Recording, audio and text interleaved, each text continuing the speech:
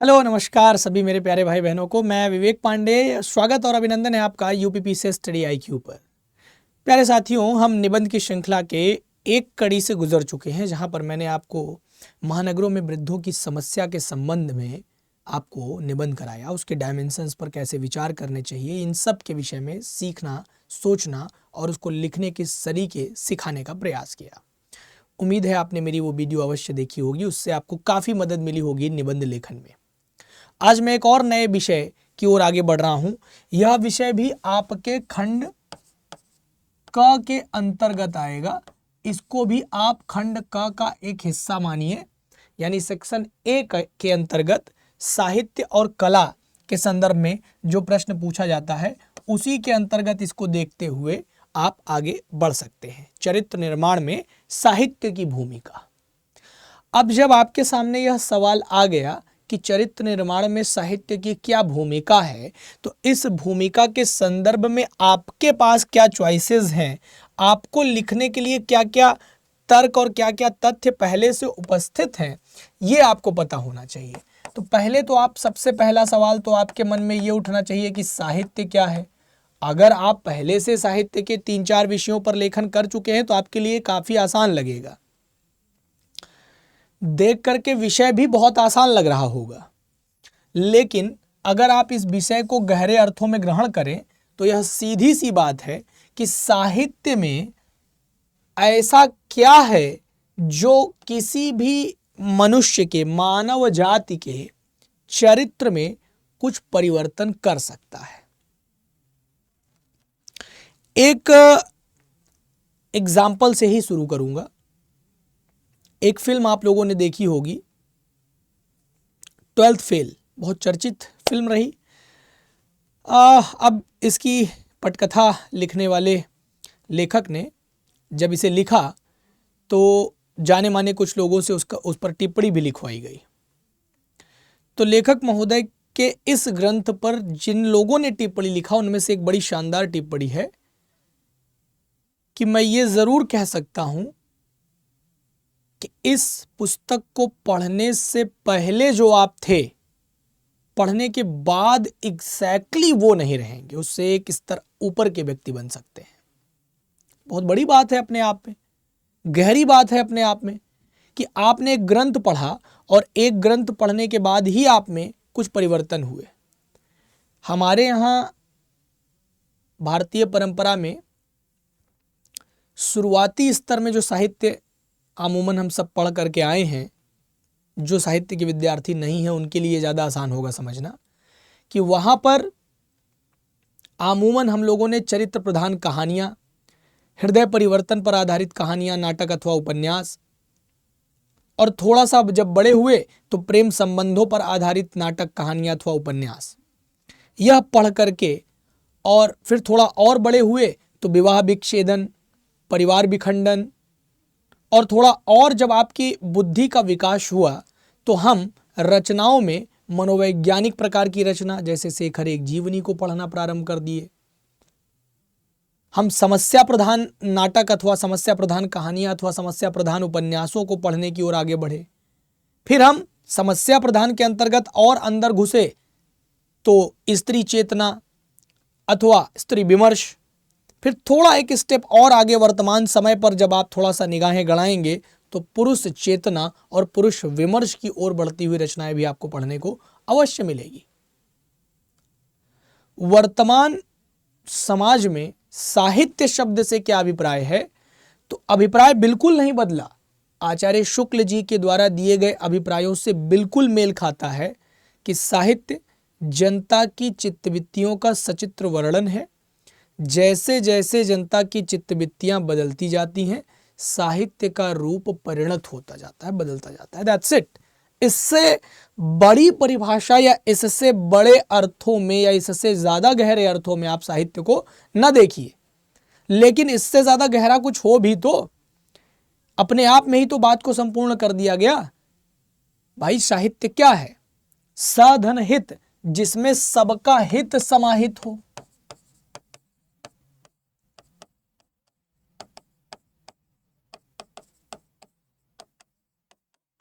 लेकिन इस बात से पूरी तरह से इत्तेफाक नहीं रखा जा सकता कि वास्तव में जिसमें केवल सबका हित समाहित होता है वही साहित्य कहला सकता है, बाकी चीजों को साहित्य कहलाने का अधिकार नहीं है। एक प्रश्न आपसे और पूछा जाता है कि कबीर एक साहित्यकार के रूप में और कबीर समाज सुधारक के रूप में, तो वह एक समाज सुधारक है अथवा लेखक के रूप में उनको देखा जाना चाहिए। हालांकि ये इसमें कोई दो राय नहीं कि मसी कागज छुओ नहीं कलम गयो नहीं हाथ, उन्होंने नहीं लिखा, उनके शिष्य के द्वारा लिखा गया, वो एक अलग बात है। लेकिन जो कुछ भी लिखा गया वह उन्हीं के द्वारा उनके शिष्यों को सिखाई गई बातों को ही तो उसमें साखी शब्द रामायणी में उसको शब्दांकित किया गया ना, कुछ अलग से तो आया नहीं। तो सबका हित तो बहुत सी चीजों में समाहित है, क्या वह सब साहित्य का एक रूप है क्या? उत्तर आएगा बिल्कुल नहीं। तो इस साहित्य के अंतर्गत ऐसी कौन कौन सी चीजें हैं जो चरित्र निर्माण में अपनी भूमिका निभा सकती हैं, मानव समाज में कुछ बड़े और आमूल चूल परिवर्तन करने का सामर्थ्य रखते हैं। तो यही आपका विषय है कि साहित्य के माध्यम से चरित्र निर्माण कैसे किया जा सकता है, यानी कि चरित्र निर्माण में साहित्य की क्या भूमिका होगी। जैसे मेरे लेखन में आपकी भूमिका, मेरे पेट भरने में आपकी भूमिका, ऐसा सोचना है आपको, है ना। हाँ, मेरे जीवन में मेरे शिक्षक की भूमिका, बिल्कुल वैसा ही विषय है। मेरे जीवन में मेरे माता पिता की भूमिका, बिल्कुल उससे मिलता जुलता विषय आपको अब समझ में आ गया होगा।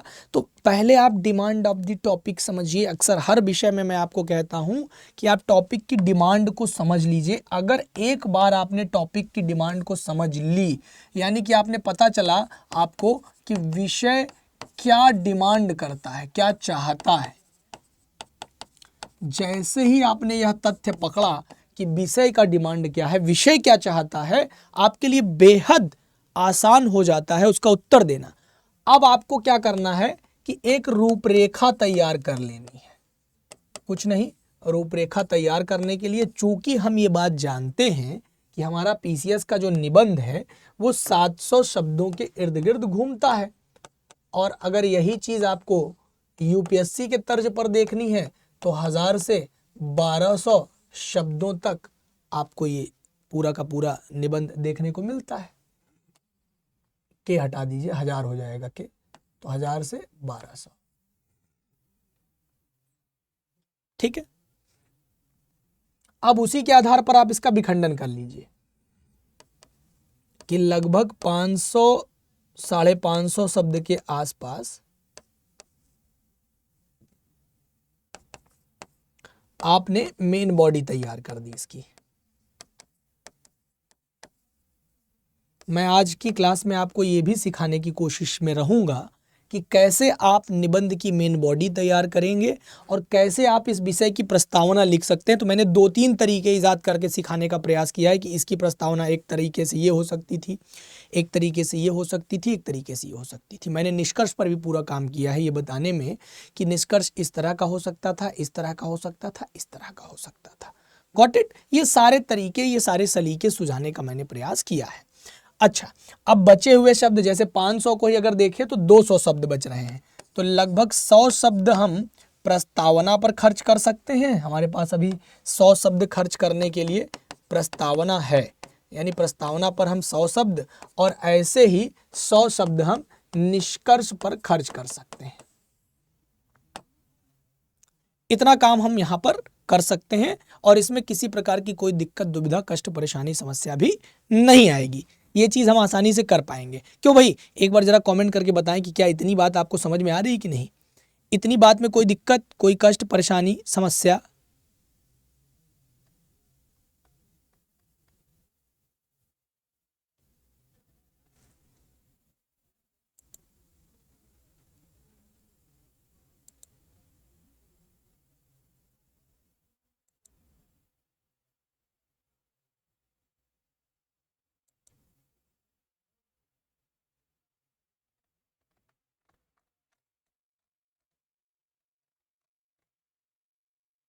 चलिए आओ दोस्त, अब और थोड़ा सा आगे बढ़ते हैं। तो कुल मिलाकर के आपने एक रूपरेखा तैयार की।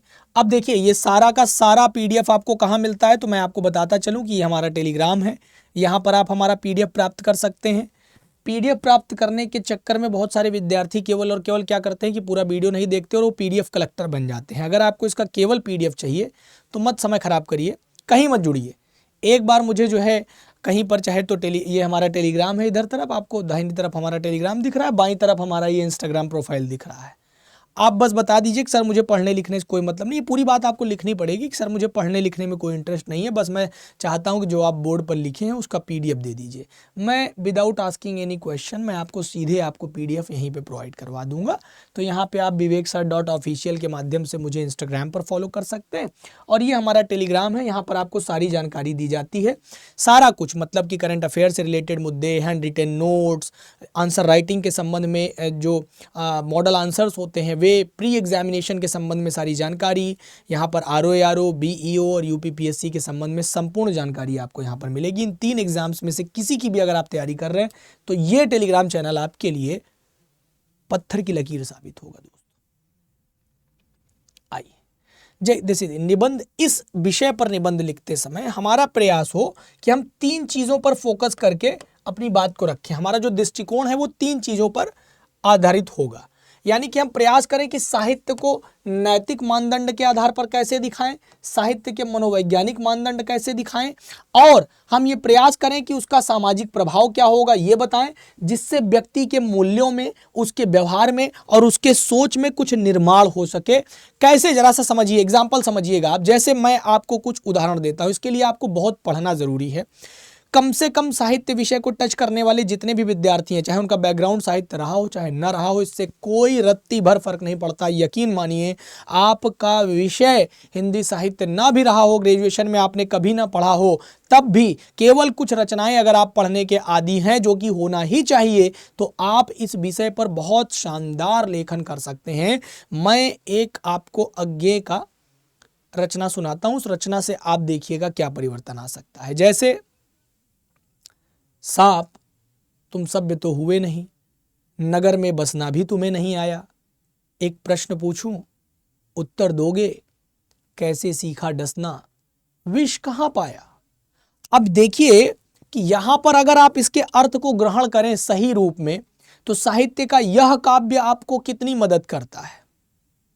वास्तव में अज्ञेय मनोवैज्ञानिक रचनाकारों में गिने जाते हैं और उनकी रचनाएं, चाहे तो आप उपन्यास के रूप में शेखर एक जीवनी पढ़िए, फ्लैशबैक शैली में लिखी हुई, फ्लैशबैक जॉनर में लिखी हुई, जिसको हिंदी में पूर्वदीप्ति शैली कहते हैं, इस जॉनर में लिखी हुई सबसे शानदार उपन्यासों की एक श्रृंखला में आपको मैं एक उपन्यास बता रहा हूं, जरूर पढ़िए, शेखर एक जीवनी। अवश्य पढ़ना चाहिए आपको। आपके जीवन में बहुत, आपके मस्तिष्क में चलने वाले बहुत से उहापोह आपको एक अलग रास्ते पर जाते हुए जरूर दिखेंगे रचना के माध्यम से। फिलहाल लौट के आते हैं। सांप से यूं समझिए कि जंगल में जाते वक्त अज्ञेय की मुलाकात किसी सांप से हो गई होगी। उन्होंने हाथ मिलाया होगा, सांप ने कहा होगा मुझे तुमसे दोस्ती करने में इंटरेस्ट नहीं है, बहुत दिन हो गए मैंने किसी मनुष्य को काटा नहीं है, मैं तुम्हें काटना चाहता हूं। अज्ञेय पढ़े लिखे व्यक्ति थे, उन्होंने कहा होगा कोई बात नहीं, आप काट लीजिएगा, लेकिन मेरे एक प्रश्न का उत्तर देना पड़ेगा।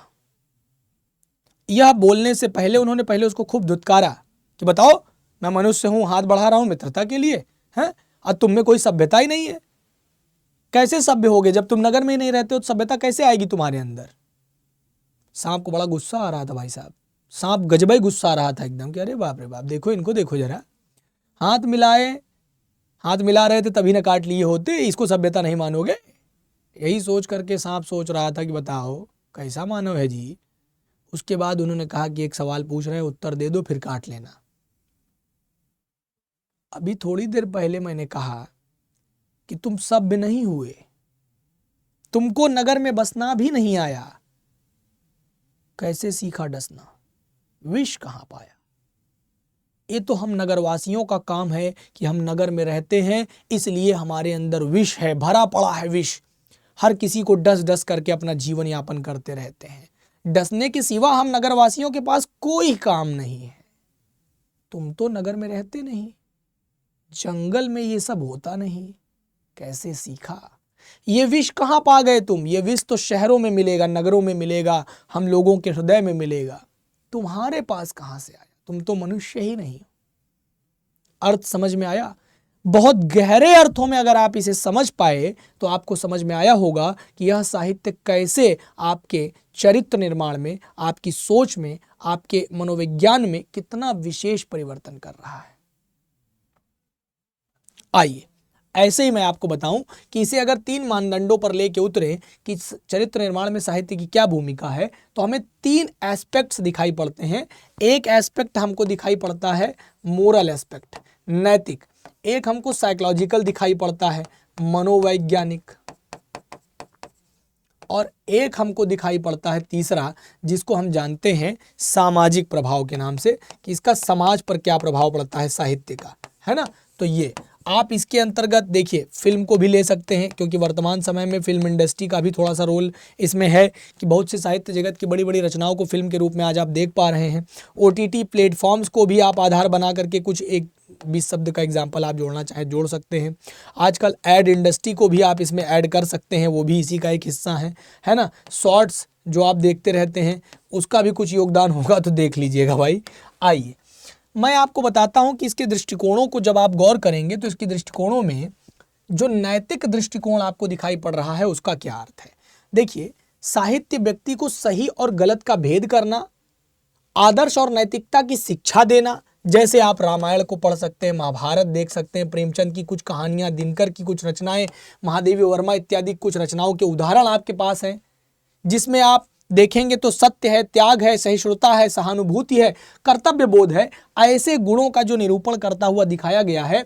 इससे आप पाएंगे कि साहित्य में नैतिकता का दृष्टिकोण अवश्य बना हुआ है। और इनके कुछ एग्जाम्पल्स आपको देने पड़ेंगे। जैसे आप प्रेमचंद को ही उठा लीजिए, तो प्रेमचंद की सैकड़ों कहानियों में से कुछ रचनाएं आपने अवश्य पढ़ी होंगी। जैसे समाज में जातिवाद जैसी फैली हुई बुराई पर अगर आप कोई रचना को कोड करना चाहें तो आप कोड कर सकते हैं सदगति नाम की एक शानदार कहानी, प्रेमचंद जी के द्वारा लिखी हुई, यूपीएससी के मुख्य विषय हिंदी साहित्य ऑप्शनल में लगी हुई रचना है।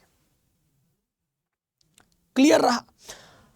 अब आप रामायण को देख सकते हैं, महाभारत को देख सकते हैं। अगर आप दोनों को कंपेयर करके दिखा पाएं, आपके लेखन में वो कला उतार पाएं कि आप देखिए तो एक कालखंड है जहां पर भाई भाई के लिए अपना घर परिवार सब कुछ छोड़ करके उसके साथ निकल जा रहा है, और एक भाई पीछे जा रहा है, कह रहा है कि नहीं, मैं भैया का पद नहीं ले सकता, मुझे उनकी खड़ाऊ को सर पर रख करके ले आना है और वो राज्य करेंगे, उनकी खड़ाऊ के माध्यम से मैं उन्हीं के आदेश का अनुपालन करते हुए इस राज्य को आगे लेकर के चलूंगा। और एक दूसरा है महाभारत, जहां भाई भाई के खून का प्यासा है, युद्ध चल रहा है, भीषण युद्ध चल रहा है, 5 ग्राम देने के लिए भी तैयार नहीं है। दे दो केवल 5 ग्राम, रखो अपनी धरती तमाम, हम वहीं खुशी से खाएंगे, परिजन पर आसीना उठाएंगे। दुर्योधन वह भी दे न सका, आशीष समाज की ले न सका, उल्टे हरि को बांधने चला, जो था असाध्य साधने चला। हरि ने भीषण हुंकार किया, अपना स्वरूप विस्तार किया, और डगमग डगमग दिग्गज डोले, भगवान कुपित होकर बोले, जंजीर बढ़ाकर साधने, हाँ हाँ दुर्योधन बांधने। तो यहां से आपको समझ में आ रहा है कि 2 कालखंडों के बीच में साहित्य आपको क्या सिखाता है। अगर आप थोड़ी देर के लिए इसको शानदार ग्रंथ मान करके ही सोच लें तो कितने नैतिक मूल्यों का विकास आपके भीतर होता दिखाई पड़ रहा है। महादेवी वर्मा की रचनाएं आप इसमें कोड कर सकते हैं, दिनकर की, प्रेमचंद की रचनाएं आप कोड कर सकते हैं। प्रेमचंद की रचना के रूप में मैंने आपको एक रचना बताई सदगति। ऐसे ही आप गोदान, किसने ना पढ़ी होगी आप पूरी भीड़ में से। किस प्रकार से साहित्य, अब देखिए कोड कर करके ही आगे बढ़ना पड़ेगा और कोई दूसरा माध्यम नहीं। जीएस सेंट्रिक होता तो जीएस के कुछ चीजें आपको बताते हुए आगे बढ़ जाना होता, 4-5 उसके डायमेंशंस क्लियर होते होते आप निकल जाते और 400-500 शब्द निपट चुके होते। यहाँ पर तो आपको ये दृष्टिकोण मैंने बताया ना कि 3 प्रकार का मूलतः दृष्टिकोण आप अपनाइए और इन्हीं तीनों के आधार पर इसके लेखन की मेन बॉडी तैयार करिए। आपका पूरा का पूरा जो मेन बॉडी है वो इसी के आधार पर आगे जाएगा और ये लिखने का प्रोग्राम आप ही को सेट करना पड़ेगा। ये पूरा लिख करके आपको मैं नहीं दिखाऊंगा इस क्लास में, ये आपको ही लिखना है। मैं आपको तरीका, तजुर्बा, सोच विकसित करना, रूपरेखा तैयार करना और इस विषय पर किन किन खंडों का लेखन अनिवार्य रूप से होता तो रचना शानदार बन सकती थी। आपका निबंध एक अच्छे बंधन से बंधा होता, आपका निबंध एक शानदार निबंध और नंबर लूटने वाला निबंध बन जाता। ये सिखाना, ये बताना मेरी जिम्मेदारी है, जो मैं यहां पर बखूबी निभाने के प्रयास में आपके समक्ष प्रस्तुत हूं। मैंने बताया कि देखिए कैसे इन रचनाओं के माध्यम से आप सत्य को, त्याग को, सहिष्णुता को, सहानुभूति को और कर्तव्य बोध जैसे गुणों का निरूपण करते हुए दिखाकर ये बता सकते हैं कि कैसे साहित्य हमारे चरित्र निर्माण में, किस प्रकार का चरित्र, जहां नैतिकता हो, जहां सहिष्णुता हो, जहां त्याग हो, जहां तप हो, जहां बल का अनर्गल प्रयोग न हो। रावण बहुत बलशाली था, लेकिन उसका बल गलत जगह पर इस्तेमाल हुआ, इसलिए मारा गया। गौर करिएगा। अच्छा, ऐसे ही इसका मनोवैज्ञानिक, साइकोलॉजिकल इफेक्ट इसका क्या हो सकता है? तो साहित्य व्यक्ति के भीतर किस प्रकार से आत्ममंथन और चिंतन और भावनाओं की गहराई को जन्म देता है, कैसे लेखक पात्रों को चुनता है और चुन करके उनके सामने कुछ चुनौतियां पेश कर देता है, उन चुनौतियों को संघर्षों से गुजारते हुए ये बताता है कि पाठक कितने धैर्य से उसको पढ़ रहा है। और पाठक जब धैर्य से इस चीज को पढ़ रहा है कि विशेष चुनौतियों के होते हुए भी अमुक व्यक्ति अपने संघर्षों से कैसे अपने आप को मेंटेन कर रहा है, तो क्या उसके भीतर यह संवेदनशीलता, यह संघर्षमयी जीवन में अपने आप को न कोसने, विधाता को न कोसने और समाज में किसी व्यक्ति के साथ आतताई न होने का ज्ञान नहीं प्राप्त होता? क्या यह आपके नैतिक मूल्यों का विकास नहीं करता? क्या यह आपके मनोवैज्ञानिक चेतना का विकास नहीं करता? जैसे बतौर विद्यार्थी आपने रचना पढ़ी 12th फेल, तो क्या आपको नहीं पता चला? आपने रचना पढ़ी डार्क हॉर्स, तो क्या आपको नहीं पता चला कि कितने संघर्षों से विजयी होते हुए अनवरत लगातार प्रयास करने वाला व्यक्ति सफलता के उत्तुंग शिखर पर खड़ा ही हो जाता है? ये बात आपको नहीं समझ में आई? तो इसी का उल्लेख करते हुए आपको आगे बढ़ते चले चलना था। तो ये आप दिखा पाएंगे कि कैसे, किस प्रकार से साहित्य इन रचनाओं, इन रचनाकारों के माध्यम से आप दिखाएंगे कि नैतिक मूल्यों का विकास करता है। तो ये नैतिकता का दृष्टिकोण यहां से आता है हमारे भीतर, जिससे हम कह सकते हैं कि मानव जीवन में साहित्य की विशेष भूमिका है और विशेष योगदान है। जिस नाते साहित्य की भूमिका के नाते हम देख सकते हैं कि मानव जीवन में इसकी उपयोगिता बढ़ती जा रही है, होनी चाहिए, है ना। मानव जीवन का विकास हो रहा है उससे। और मनोवैज्ञानिक चेतना में आप दिखाएंगे कुछ रचनाओं, कुछ उदाहरणों के माध्यम से कि कैसे इससे हमारे आत्ममंथन, हमारे चिंतन, हमारे भावनाओं की गहराई का जन्म होता है। हम भावनाओं की गहराई में उतर करके चीज़ों को विचार करते हैं और पात्रों को की चुनौतियों को देखते हैं, उनके संघर्षों को देखते हैं और पाठकों में धैर्य उत्पन्न होता है। इससे संवेदनशीलता का विकास होता है, समस्या समाधान की क्षमता बढ़ती है इससे। ये सब हम एग्जाम्पल्स पेश कर सकते हैं। जैसे मैला आंचल ही उठा लीजिए, लोबिन लाल ने कुएं में बाल्टी डाल दी है। क्या तो शानदार आंचलिक उपन्यास है। और जितनी ख्याति आप सोच के देखिए तो 1935 के आसपास का, 1925 से 1935 एग्जैक्टली मैं क्लियर नहीं कर पा रहा हूं, के आसपास का समय निकल रहा है, जो कि प्रेमचंद का अंतिम उपन्यास लिखा जा रहा है, गोदान। उनके मृत्यु का समय है, वो अंतिम पूर्ण कृति के रूप में गोदान को देखा जा रहा है। और वहीं पर अंतिम अपूर्ण कृति मंगलसूत्र है, वो भी बड़ी बड़ी शानदार कृति है। उनके बेटे ने उनको पूरा किया बाद में, अमृत राय ने। अब जरा सा पकड़ते हैं यहीं पर मैला आंचल, फणीश्वरनाथ रेणु का। रेणु के जीवन में आप उतर के देखेंगे तो रेणु के जीवन का यह पहला उपन्यास है। पहले ही पृष्ठ पर भूमिका में, प्राक कथन में उन्होंने स्पष्ट कर दिया कि मेरे जीवन का पहला उपन्यास है। आंचलिक रूप में लिखा गया, कोई विशेष भाषा शैली नहीं लिखी उन्होंने, कोई विशिष्ट भाषा का प्रयोग नहीं किया, एकदम बोलचाल की भाषा, भोजपुरी मिश्रित मैथिल मगही का इस्तेमाल करते हुए कैसे आंचलिक रूप में जितने बिहार के जिन स्थानों का नाम आया, वहाँ पर पूर्णिया है, फारबिसगंज है, इन सारे स्थानों पर बोले जाने वाली जो बोलियां हैं, उन सब का प्रयोग करते हुए वहाँ पर उन्होंने उस रचना को लिखा। डॉक्टर साहब अच्छी खासी पढ़ाई करने के बावजूद आप देखिए किस प्रकार का समस्या समाधान और राजनीतिक पार्टियां किस प्रकार से वहां पर अपना काम कर रही हैं, किस प्रकार से आंचल मैला हो रहा है, कैसे लक्ष्मी दाशिन का रोल उसमें क्या है। जब आप रचना को पढ़ते हैं ना तो उस रचना की जितनी चीजें हैं वो आपके हृदय में आकर के उतरती हैं। आप पढ़िए गुनाहों का देवता, वो आपके मानव जीवन में किस प्रकार का विकास कर पाती है, उसकी भूमिका क्या है, ऐसे आप जान पाएंगे। जब आप कुछ रचनाएं पढ़ेंगे तो उस आधार पर जान पाएंगे। मोहन राकेश का जो है नाटक पढ़िए, कालिदास के जीवन पर आधारित आधे अधूरे पढ़िए। जब आप इन रचनाओं को कहानियों को पढ़ते हैं तो इससे आपके मानव मूल्य, इससे नैतिकता, इससे सहिष्णुता, इससे मनोवैज्ञानिकता आती है। और ये सब को आप कोड करते करते करते करते 300-400 शब्द निकालेंगे। इसी के माध्यम से आप इस विषय पर आगे बढ़ेंगे। इसमें आप देखिए कैसे सामाजिक दृष्टिकोण अपनाएंगे। आप बताते हुए आगे बढ़ेंगे कि साहित्य समाज का दर्पण है। जैसे जैसे जनता की चित्तवृत्तियां बदलती जाती हैं वैसे वैसे साहित्य का रूप बदलता जाता है। साहित्य अपना प्रतिरूप कैसे बदलता है, अगर आप इसके कुछ एग्जाम्पल्स दे पाएं तो बड़ा शानदार होगा। इसमें कोई दो राय नहीं है। तो आप जैसे कुछ एग्जाम्पल्स के तौर पर आप कमेंट करके बता सकते हैं कि शायद पुराने समय के काव्य से उठते हुए वर्तमान काव्य तक आप किस किस धुरी पे उतरेंगे और किन किन चीजों का आप वहां पर उल्लेख करेंगे। इन सभी उल्लेखों पर जरा चर्चा हो जाए, है ना।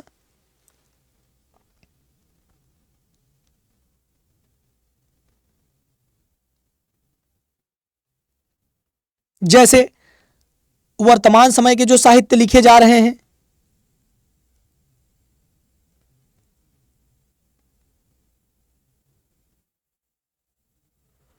आप राजेश जोशी की एक रचना पढ़िए इत्यादि, कितनी शानदार रचना है। आप रचना को पढ़ेंगे तो उसमें आपको जानकारी मिलेगी।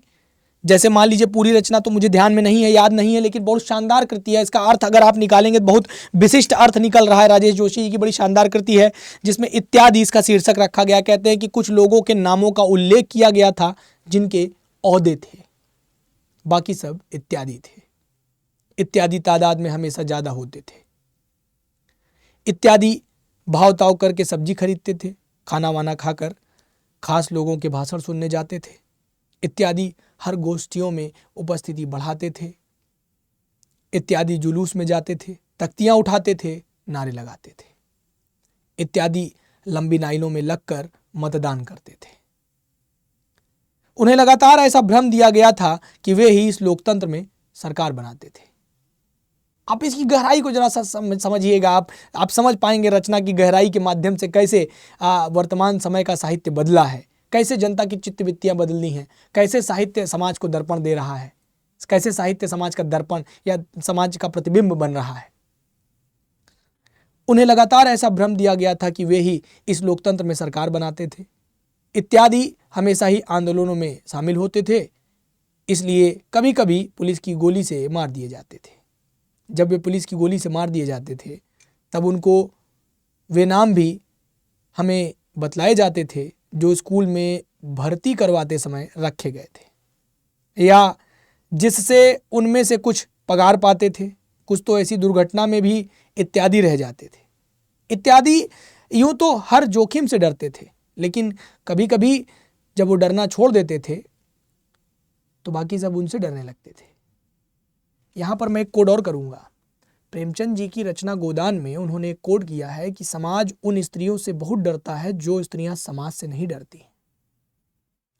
बहुत गहरी बात है। आप इन गहरी चीज़ों को जब अध्ययन करते हैं, देखिए न केवल निबंध लेखन के इस विषय में ये बातें आपके लिए महत्वपूर्ण है, अपितु जब आप साहित्य का अध्ययन करते हैं तो आपकी लेखन कला का विकास कुछ माध्यमों से होता है। जैसे मैं कोड करूँगा कि आपको पैराग्राफ को जोड़ना, तथ्य संकलन, शब्दावलियों का विन्यास आपके भीतर फूटेगा, आपको तथ्य संकलन मिलेंगे, कैसे कैसे वाक्य विन्यास बने हुए हैं, कैसे आप एक चीज़ को दूसरे चीज़ से कनेक्ट कर रहे हैं, नए नए मतलब वर्ड पावर आपके भीतर बहुत शानदार जन्म लेगा।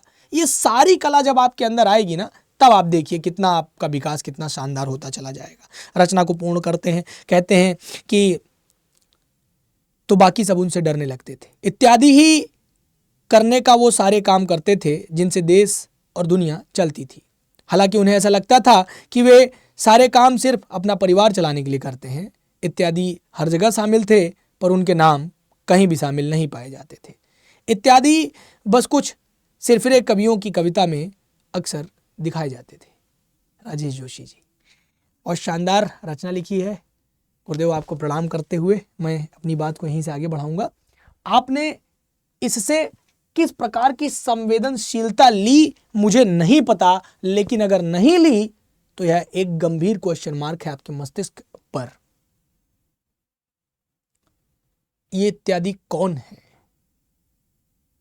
कमेंट बॉक्स में कमेंट करके बताइए। आगे बढ़ेंगे। कुछ सामाजिक दृष्टिकोण ऐसे, जैसे मैंने बताया कि व्यक्ति को सामाजिक उत्तरदायित्व, एकता और सद्भावना के मूल्य कैसे साहित्य सिखाता है। साहित्य से जो प्राप्त दृष्टिकोण है वो व्यक्ति को कैसे और अधिक समझदार और सामाजिक बनाते चले जाते हैं। अगर इन तीनों मानदंडों पर आप 400 से 500 शब्द कस लिए ना, तो बस हो गया काम आपका। मेन बॉडी आपकी तैयार है दोस्त। और ये तभी संभव है, साहित्य का विषय वही लोग उठाइएगा जो एटलीस्ट साहित्य पढ़ने के इच्छुक तो हो ही, कुछ और हो चाहे ना हो, पहले से आता है। इसके लिए मैं नहीं कहूंगा कि आप ऐसा हो तभी आगे बढ़िए, नहीं, इसकी जरूरत नहीं है, चलेगा, ठीक है ना। आइए देखिए क्या क्या बिंदु शामिल कर सकते हैं आप, बताइए ना इसमें एक पॉइंट। जैसे मैंने आपको कुछ एग्जांपल सेट करने के लिए मैंने कुछ पॉइंट्स भी आपके लिए लिखे हैं। जैसे मैं बता दूं कि ये आप बताइए उनको कि साहित्य केवल मनोरंजन नहीं है, वरन चरित्र निर्माण का एक सशक्त साधन है भाई। आप कुछ महापुरुषों, कुछ महाकाव्यों और कहानियों को उनके पात्रों के आधार पर कुछ आदर्श प्रस्तुत करते हुए एग्जाम्पल के माध्यम से सेट करिए आप, तब जाकर के आप इतना ही कर पाएंगे कि इन बिंदुओं और इन मानदंडों से आप अपने विषय को प्रूफ कर पाएंगे कि साहित्य कैसे समाज को प्रतिबिंबित कर रहा है, उसका दर्पण बन रहा है, और कैसे उनके चरित्र निर्माण में विशेष भूमिका अदा कर रहा है।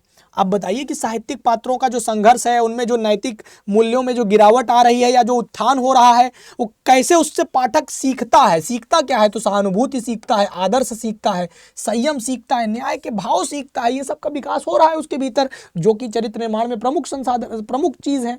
हमारे चरित्र में सहानुभूति हो, आदर्श हो, संयम हो, न्याय हो, इससे बड़ी बात और क्या हो सकती है। कैसे साहित्य सामाजिक समस्याओं पर ध्यान आकर्षित करता है। भाई ये क्या है? ये इत्यादि कौन है? एक बड़ी अच्छी लाइन आई कि इत्यादि को अक्सर ये भ्रम रहता था कि वे सरकार चलाते हैं, वोट देने जाते थे, वो सरकार बनाते हैं, उनको ये भ्रम था। ये बात स्पष्ट कर दी गई है। तो कैसे साहित्य सामाजिक समस्याओं पर ध्यान आकर्षण करता है और उनमें व्यक्ति सामाजिक जागरूकता को प्राप्त करता है। कैसे साहित्य रचनात्मकता और आत्मविश्लेषण और आत्म आलोचना की सोच को बढ़ाता है। मतलब कैसे व्यक्ति इस रचना के माध्यम से अपनी रचनात्मकता, कैसे स्वयं का विश्लेषण, स्वयं का आकलन, और कैसे स्वयं की आलोचना, आत्मालोचना जिसको कहा गया, तो आत्मालोचना की सोच में वृद्धि।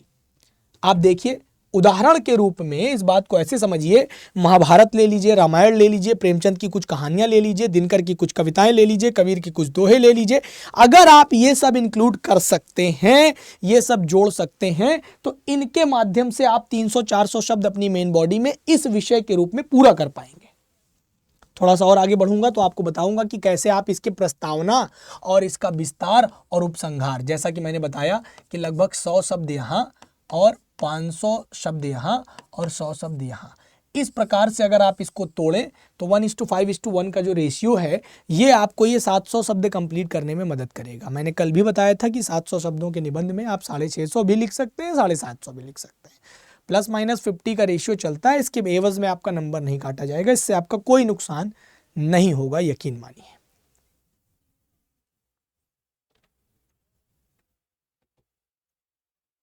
ठीक है,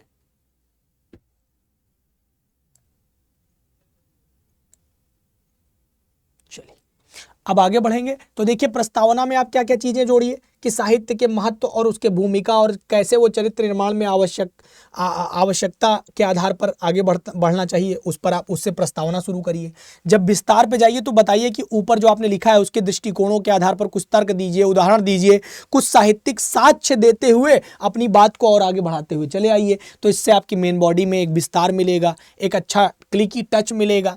अच्छा, एक उपसंहार पर अगर आप आएंगे यानी निष्कर्ष जिसको कहते हैं, तो आप बताइए कि साहित्य समाज बदलने और व्यक्ति निर्माण में सबका एक सबल माध्यम है और इसी अपना करके ही हम सशक्त समाज और व्यक्तित्व को जो है संभव बनाते हैं। और इसी साँचे और दृष्टिकोण के आधार पर आप अपने निबंध को संतुलित कर सकते हैं, तर्कपूर्ण कर सकते हैं और समकालीन उदाहरणों के माध्यम से आप इसको समृद्ध बना सकते हैं। ठीक है, और आगे बढ़िए। तो जैसे देखिए, चरित्र निर्माण की भूमिका पर अगर आप निबंध लिखेंगे तो प्रस्तावना के कुछ एग्जाम्पल मैंने आपको सेट किए हैं। जैसे इस प्रकार का एक प्रस्तावना मैंने सेट किया था, देखिए आपको कैसा लग रहा है, अगर आप लिखते तो इसके कितने करीब पहुंचते। जैसे साहित्य मानव सभ्यता का अमूल्य धरोहर है जो न केवल हमें मनोरंजन और ज्ञान प्रदान करता है अपितु हमारे आचरण, सोच और मूल्यों का भी निर्माण करता है। जीवन की वास्तविकता, सामाजिक समस्याएं और नैतिक द्वंद्व सब साहित्य में अभिव्यक्त होते हैं, जिनसे व्यक्ति के भीतर आत्मचिंतन आता है, सहिष्णुता आती है, आदर्शों की स्थापना होती है। वर्तमान समय में जब समाज विविध चुनौतियों से जूझ रहा होता है तो चरित्र निर्माण के लिए साहित्य की भूमिका और भी महत्वपूर्ण हो जाती है। अच्छे साहित्य के साथ संवाद से मनुष्य न केवल अपने व्यक्तित्व को संवार लेता है बल्कि समाज के कल्याण में उसकी प्रेरणा भी शामिल होती है। कुछ इस प्रकार से हमने, आप इसको काउंट करेंगे तो 80 से 100 शब्द के आसपास ही आएगा, बैठेगा। कुछ एक ये तरीका मैंने आपको सुझाया कि इस प्रकार से हम इसकी प्रस्तावना की शुरुआत कर सकते हैं। ये प्रस्तावना निबंध के आरंभ में साहित्य के सार और उसके आदर्श निर्माण और सामाजिक प्रासंगिकता को स्पष्ट कर रही है। इसी से आप जब आगे बढ़ेंगे तो परीक्षक आपको कैच कर लेगा कि हाँ भाई, ये विषय के अनुरूप लिखता चला जा रहा है। अब इसी को कैच करता हुआ अगर आपका यहीं से प्लस होते हुए आप पैराग्राफ चेंज किए और यहीं से आपने अपनी मेन बॉडी की शुरुआत कर दी तो आपका काम अब हो गया, आपका अब दिक्कत खत्म हो गया। थोड़ा सा और आगे बढ़ते हैं। एक तरीका मैंने आपको और सुझाया है कि अगर उस तरह से नहीं तो कुछ ऐसा भी लिखा जा सकता था। मैंने एक तरीका और इस्तेमाल किया, प्रयास किया कि एक प्रस्तावना और लिख के देखें, लगभग 112-115 शब्दों के आसपास बैठेगा। साहित्य केवल शब्दों का समुच्चय नहीं है बल्कि मानव आत्मा की गहराइयों को झांकने का एक सशक्त माध्यम है जो सभ्यता की नींव और संस्कृति की दिशा को निर्धारित करता है। इतिहास से वर्तमान तक साहित्य ने न केवल समाज को विचारशील बनाया है बल्कि व्यक्तित्व को संवेदनशीलता, नैतिकता और मूल्यबोध से परिपूर्ण किया है। चरित्र निर्माण की प्रक्रिया में साहित्य मनुष्य के आदर्शों के प्रति उसको प्रेरित करता है और जीवन के द्वंद्व और चुनौतियों से जूझने में उसकी क्षमता का विकास भी करता है और समाज के सामूहिक कल्याण की ओर उसको अग्रसर करता चला जाता है।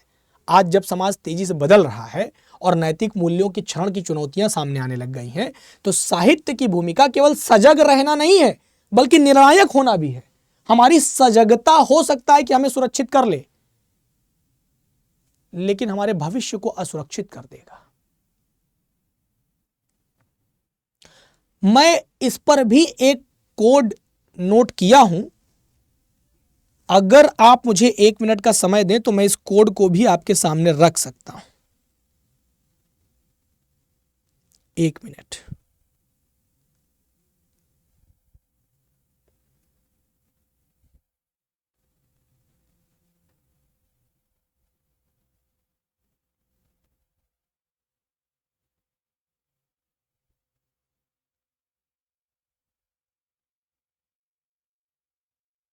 एक मिनट।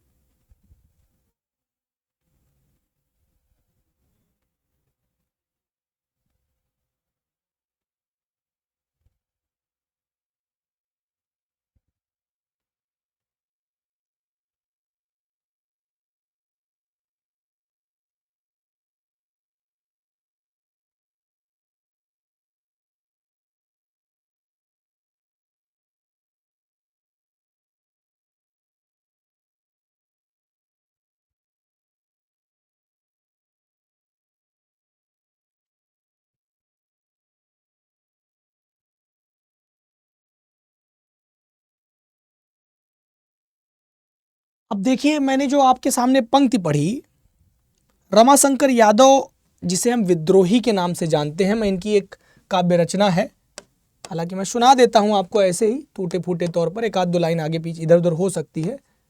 रमाशंकर यादव विद्रोही इनका टाइटल था। विद्रोह करने के लिए जाने जाते थे, इसलिए विद्रोही कहा गया।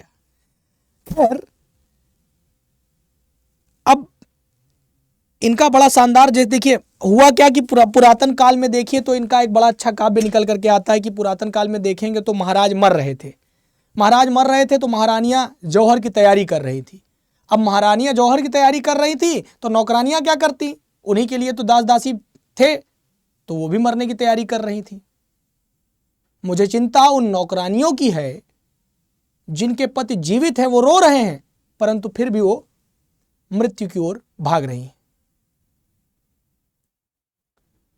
मुझे नहीं पता वो पहली महिला कौन थी जिसे जला दिया गया होगा, लेकिन निश्चित ही वो मेरी मां रही होगी। महिलाएं अपने आप को कमजोर समझती हैं, पुरुष उनको मारता है, वो चिल्लाती हैं, वो और चिल्लाती हैं, उन्हें पुरुष और जोर से मारता है, वो और चिल्लाती है, पुरुष और जोर से मारता है, और वो और जोर से चिल्लाती हैं, पुरुष उसको इतनी जोर से मारता है कि वो मर जाती है।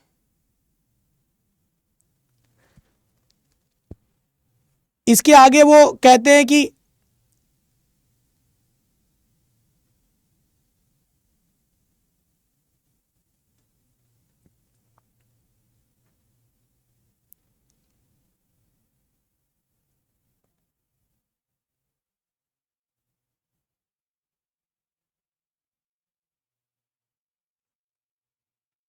मुझे नहीं पता कि वो पहली महिला कौन थी जिसे पहली बार आग में जलाया गया होगा, लेकिन निश्चित ही वो मेरी मां रही होगी। मेरी सर्वाधिक चिंता इस बात पर है कि वो आखिरी महिला कौन सी होगी जिसे मारकर और जोर से मारकर और जोर से मारकर मौत के घाट उतार दिया जाएगा। वो निश्चित ही मेरी बेटी होगी और मैं ऐसा नहीं होने दूंगा। रमाशंकर विद्रोही का काव्य है, निश्चित ही आप लोगों ने सुना होगा, बड़ा शानदार काव्य है। इसको जरा सा एक बार देखिएगा और आप चाहें तो यहाँ कोड कर सकते हैं कि कैसे यह जो है चुनौतियों और क्षमताओं का विकास कर रहा है, समाज के सामूहिक कल्याण की ओर अग्रसर कर रहा है। आज जब समाज में तेजी से बदलाव हो रहा है और नैतिक मूल्यों का क्षरण हो रहा है और नैतिक मूल्य क्षरित होते दिखाई पड़ रहे हैं, तो साहित्य की भूमिका केवल सजग रहना न हो करके निर्णायक होना भी है। क्या यह निर्णायक होना नहीं है कि पहली महिला कौन थी वो मैं नहीं जानता, रही होंगी कोई मेरी माताश्री, लेकिन आने वाले समय में कोई मेरी बेटी जोर से मारकर और जोर से मारकर मौत के घाट नहीं उतार दी जानी चाहिए। ये एक प्रश्न है, इंपॉर्टेंट है। अच्छा, अब इसके परिप्रेक्ष्य में आप चरित्र निर्माण में साहित्य की क्या भूमिका है, इस विषय पर कुछ समकालीन समाज की कोई आवश्यकता है, कोई ऐसा संकट है जो मूल्यों पर संकट के रूप में केंद्र बिंदु के रूप में उभर करके आ रहा है, तो उसको सामने रखिए।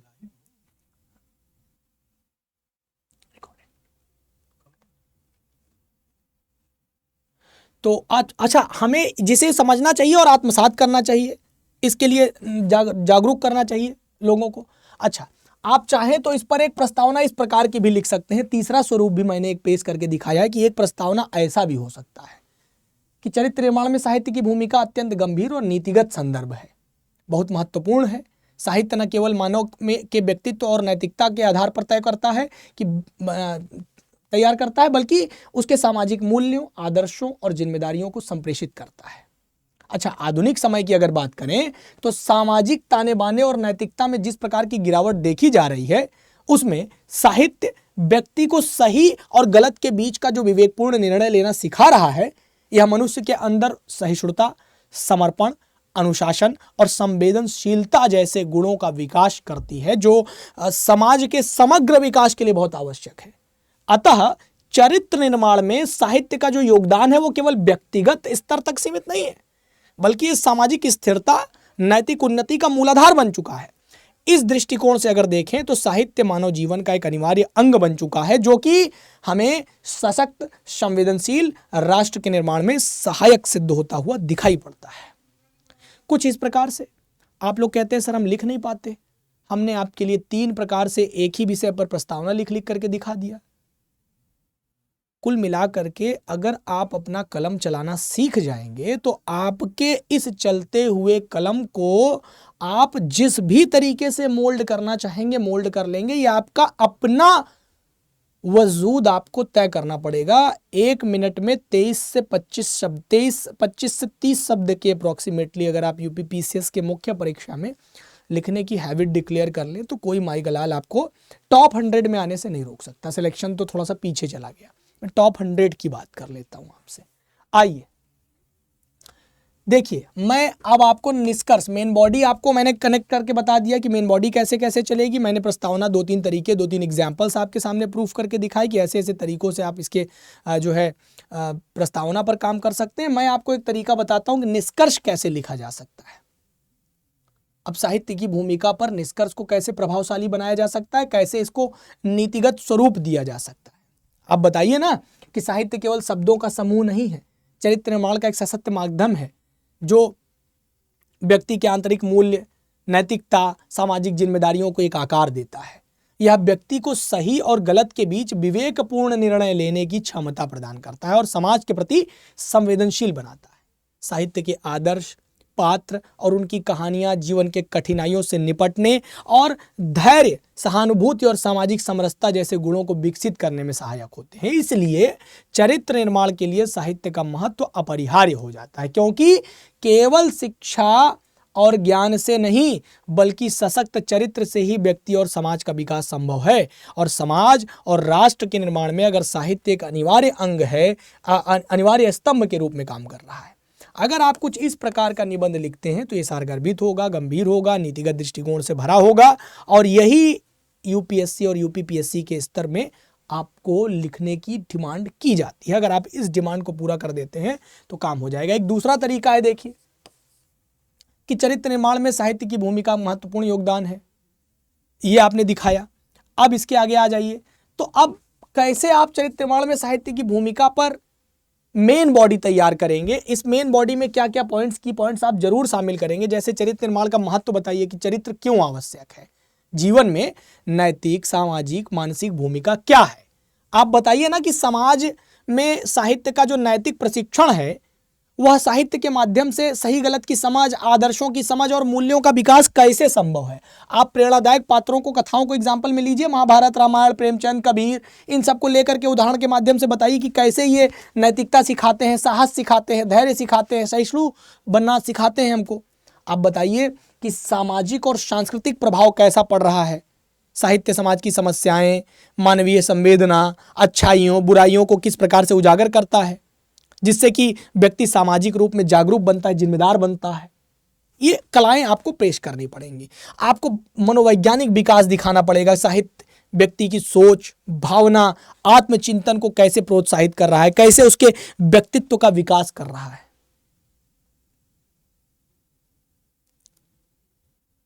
तो कुछ इस प्रकार से अगर आप उम्मीद करें कि अगर आप लिखेंगे तो जो भी थोड़ा सा निबंध के क्षेत्र में 10% भी जानकार बालक हैं या जिसने केवल मुझे गौर से सुना होगा तो उसको लगभग आइडिया लग गया होगा कि एक निबंध का पूरा धुरी कैसे किन किन चीज़ों के बीच में उसके केंद्र में है और कौन कौन से तीलियां उसके इर्द गिर्द नाच रही हैं, उसको लगभग समझ में आ गया होगा। मुझे अब कुछ भी बताने की ज़रूरत नहीं पड़ेगी।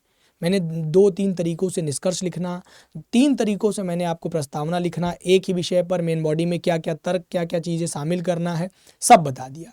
एक बार आप इस विषय पर शानदार निबंध लिखिए और अगर आप चाहते हैं कि ये कॉपी आप मुझ तक पहुँचाएँ तो आपको कुछ नहीं करना है। मैं आपको सलीका बता देता हूँ, आपको कुछ ज़्यादा करने की ज़रूरत नहीं है।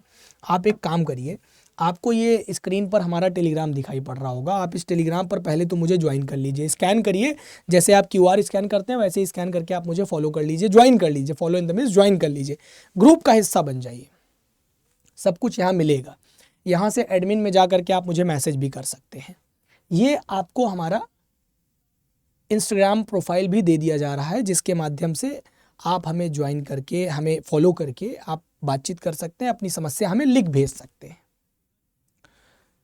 आपको मैं बता दूं कि अगर वास्तव में आप मुख्य परीक्षा में जाने की न केवल सपने देखते हैं बल्कि तीव्र इच्छा रखते हैं, खुली आंखों से ये चाहते हैं कि वास्तव में आप इस पद पर पहुंचें, तो केवल यूट्यूब के माध्यम से कुछ निबंध देख मात्र करके तो आपकी मदद नहीं कर सकता मैं, लेकिन इतना कर सकता हूं कि अगर आप हमारे बैच का हिस्सा बने, आप हमारे क्लास का हिस्सा बने, एक बार एटलीस्ट आप जुड़ करके हमारे पूरी क्लास को अच्छे से पढ़ें, तो आपको यह सीखना और यह सिखाना अत्यंत आसान हो जाएगा। मैं चाहूँगा उन विद्यार्थियों से जो हमारे मुख्य परीक्षा का हिस्सा हैं, पढ़ रहे हैं, वे आकर के ज़रूर कमेंट करें और ट्रू फीडबैक यहाँ पर एकदम पेश करके बताएं कि क्या कंडीशंस हैं। ज़रूर, मुझे यकीन है कि आप ऐसा करेंगे। तो इतना करने के बाद मैं आपको बता दूं कि अगर आप बैच का हिस्सा बनना ही चाहते हैं, जुड़ना ही चाहते हैं, तो हमारे पास आपके लिए 3 प्रकार के बैचेस उपलब्ध होते हैं। देखिए, एक तो आपको हमारे पास आपके लिए मिल जाएगा यूपी पीसीएस की बैच। तो यूपी पीसीएस की बैच आप ले सकते हैं, फाउंडेशन बैच ले सकते हैं। अच्छा, फाउंडेशन बैच में आपका प्री, मेंस और इंटरव्यू ये सब तैयार करवाया जाता है। अगर आप प्री क्वालिफाई कर लेते हैं हमारे बैच का हिस्सा बन के, तो आपकी पूरी फीस रिफंड कर दी जाएगी और मेंस इंटरव्यू फ्री करवाया जाएगा। हमारे यहाँ गोल्ड और प्लेटिनम 2 प्रकार के कोर्सेज उपलब्ध हैं। प्लेटिनम कोर्स 4 ईयर प्रोग्राम के अंतर्गत आता है और इस कोर्स को वो बच्चे लेते हैं जो एकदम नए सिरे से तैयारी करना चाहते हैं, क्योंकि इसमें ऐसी सुविधाएं मिल रही हैं, जैसे सबसे पहले एनसीईआरटी का क्लास इसमें आपको मिलेगा रिकॉर्डेड, फिर एक रिकॉर्डेड बैच मिलेगी, एमसीक्यू बैच मिलेगा, इसमें आईजीपी प्रोग्राम अक्सर चलता रहता है, यानी कि आपकी पर्सनालिटी डेवलपमेंट, इसमें आपको पर्सनल गाइडेंस मिलेगी, इसमें आपको कंप्लीट बुक्स जो हैं आपकी वो आपके घर पे भेज दी जाएंगी, इसमें आपको लाइव क्लासेस अलग से मिलेंगी, टेस्ट आपसे अलग से करवाया जाएगा। तो ये जो व्यवस्थाएं हैं ये इस प्रोग्राम को बहुत खास बना देती हैं। मैं मानता हूं कि इसकी फ़ीस थोड़ी ज़्यादा है, परंतु 4 साल के हिसाब से 16-17 हज़ार रुपये की फ़ीस बहुत ज़्यादा नहीं है। इसको आप चाहें तो ईजी EMI के सिस्टम में भी कन्वर्ट करके ले सकते हैं। और एक आपके लिए हमारे पास केवल मेंस ओरिएंटेड बैच है। जो विद्यार्थी मुख्य परीक्षा मात्र की तैयारी कर रहे हैं वो मेंस की बैच परचेज करके इसको ज्वाइन कर सकते हैं और इसका हिस्सा बन के आगे बढ़ सकते हैं। करना क्या होगा, आप गूगल पे जाइए, गूगल पे सर्च करिए स्टडी IQ। जब आप स्टडी IQ सर्च करेंगे,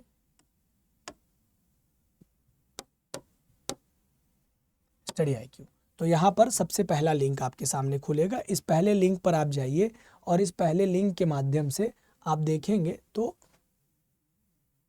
देखिए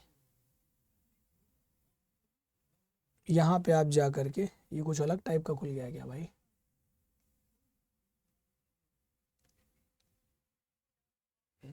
यहाँ पर जा करके आप सर्च कर लीजिए चाहे तो आरंभ बैच। एक बार देख लेते हैं, अगर आ जाता है तो बहुत अच्छा, नहीं आता तो दूसरे तरीके भी हैं। आरंभ, ये देखिए मिल गया आपको, महाराष्ट्र का है ये तो भाई। चलिए पीछे आ जाइए, इसको हटा ही देते हैं, नए तरीके से खोजते हैं। तो गूगल पे आइए, स्टडी IQ सर्च करिए,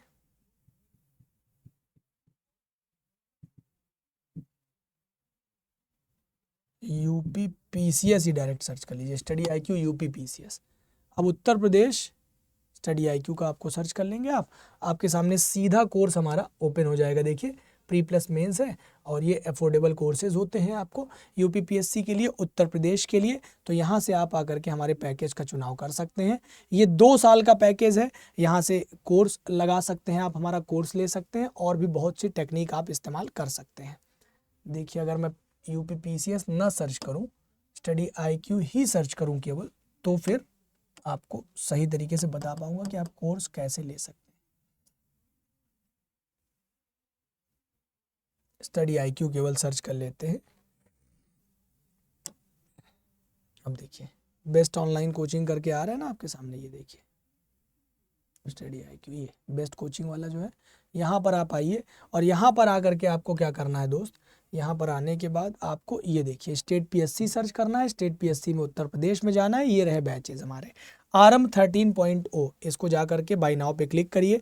तो देखिए 2 टाइप के कोर्स जैसे मैं आपको बता रहा था, ये प्लेटिनम है, ये गोल्ड है। प्लेटिनम की फ़ीस थोड़ी ज़्यादा होती है, गोल्ड की कम होती है। आपको करना कुछ नहीं है, अगर आप हमारा कोड लगा लें, मैं आपको अपना कोड बता देता हूँ, इससे आपको काफ़ी मदद मिलेगी बैच लेने में। तो हमारा कोड है VK Live। अगर आप ये कोड लगा दें तो इस कोड के माध्यम से आपके कोर्स में काफ़ी छूट मिल जाती है, बहुत अच्छा खासा डिस्काउंट मिल जाएगा। जब डिस्काउंट मिल जाएगा तो आप इस बैच को आसानी से परचेज़ कर सकते हैं। देखिए क्या करेंगे, बाय नाउ पर क्लिक करिए, आपको यहाँ पर कूपन लगा देना है। देखिए कूपन आएगा, फ़ोन में यही कूपन नीचे की ओर आएगा और यहाँ पर ये कूपन थोड़ा ऊपर आता है क्योंकि ये लैपटॉप के सिस्टम पर खुलता है। तो आप जब लैपटॉप से ओपन करेंगे तो ऐसे ही दिखेगा, फ़ोन में नीचे जाइएगा, वहाँ पर कूपन आप डालिएगा VK लाइव। जैसे ही आपने ये डाला तो अप्लाई भी करिएगा। आप लोग डाल देते हैं, अप्लाई नहीं करते, अप्लाई करिए। तो देखिए ये 18,999 में आपको हमारा ये कोर्स मिल जाएगा 4 इयर्स प्रोग्राम वाला। और अगर आप इस पर जाएंगे तो ये आपको हमारा कोड लगाते ही, जैसे ही आपने हमारा कोड लगाया VK लाइव, तो आप देखेंगे ये कोर्स आपका 11,999 में मिल जाएगा। ठीक है, अगर आपको फ़ोन में ओपन करना है तो फ़ोन में यहाँ कुछ दिखाई पड़ेगा, वो इधर साइड कहीं नीचे दिखता है। ठीक है, तो नीचे आप जा करके अपना वो कर सकते हैं। कोड आपको मैं क्लियरली बता दे रहा हूँ, कोई भी कोर्स ख़रीदना है तो आपको अपने फैकल्टी का कोड लगा देना है VK लाइव। ये लगाते ही आपका काम हो जाएगा। ठीक है, तो चलिए आज के लिए इतना ही। तब तक के लिए राम राम, दुआ सलाम। ज़रूर आप अपने कमेंट बॉक्स में कमेंट ज़रूर करिएगा कि ये क्लास आपके लिए कैसी लगी, ये सीरीज़ आपको कैसे मदद कर पा रही है, आगे मैं आपकी किस प्रकार से मदद कर सकता हूँ। ज़रूर आप कमेंट करके बताइए क्लास आपको कैसी लगी। धन्यवाद, नमस्कार।